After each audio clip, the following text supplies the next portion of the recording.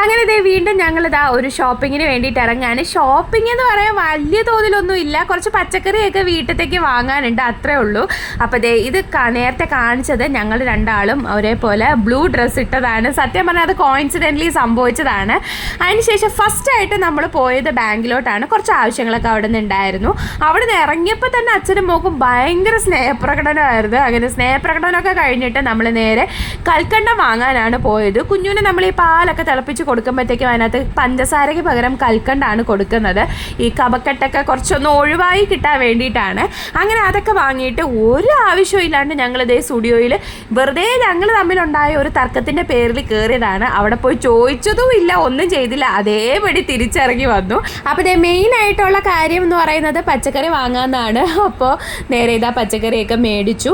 അതിനുശേഷം ഇനി നേരെ വീട്ടിലോട്ട് പോവുകയാണ്. ഇനി വേണം എന്തെങ്കിലും വെച്ചുണ്ടാക്കി കഴിക്കാൻ. ഇപ്പം തന്നെ സമയം ഏകദേശം ഒരു 3:15 ആയിട്ടുണ്ട്. അപ്പോൾ അത്രേ ഉള്ളൂ ഇന്നത്തെ വീഡിയോ. പുതിയൊരു വീഡിയോ ആയിട്ട് വീണ്ടും കാണാം.